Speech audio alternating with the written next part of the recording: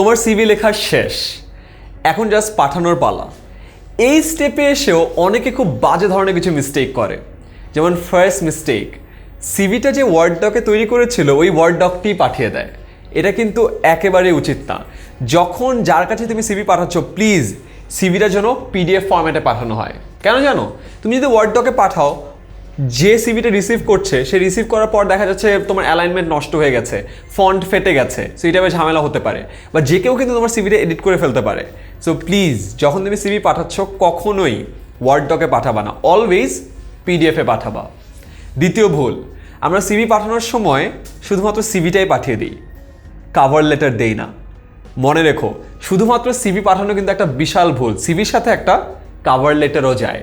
Cover লেটারে বলা থাকে যে তুমি এই জব অ্যাপ্লিকেশনটার ব্যাপারে কোথা থেকে শুনেছো, মেবি একটা পেপারে জানতে পেরেছো, তুমি কোন জবের জন্য অ্যাপ্লাই করছো এটা তো বলতে হবে, কোন পজিশনের জন্য অ্যাপ্লাই করেছো, কখন জানতে পেরেছো। এই জিনিসগুলো যদি না থাকে, শুধুমাত্র একটা সিভি আসলো, তুমি চিন্তা করে দেখো যে তোমার সিভিটা রিসিভ করবে ও কী ভাববে, এই যে একটা সিভি, এটা কোন জবের জন্য, সে আমাদের ব্যাপারে কার কাছ থেকে জেনেছে, কিছুই তো দেয়া নাই, ঠিক না?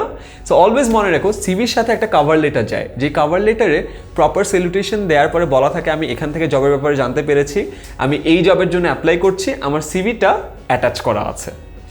ইজি না? অ্যান্ড ফাইনালি তোমার একটা প্রপার নেম দেয়া।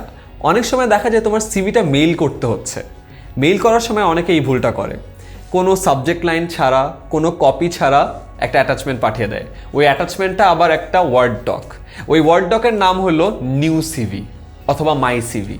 এখন তোমার মাই সিভি যখন যায় কোম্পানির কাছে, ওকে বুঝে যে তুমি কে, তার কাছে মেবি এরকম 15টা মাই সিভি আছে, 15টা নিউ ডকুমেন্ট আছে, সে কীভাবে বুঝবে যে কোনটা কার ডকুমেন্ট? বিশাল ঝামেলা। So please first of all word doc না, পিডিএফে পাঠাবা।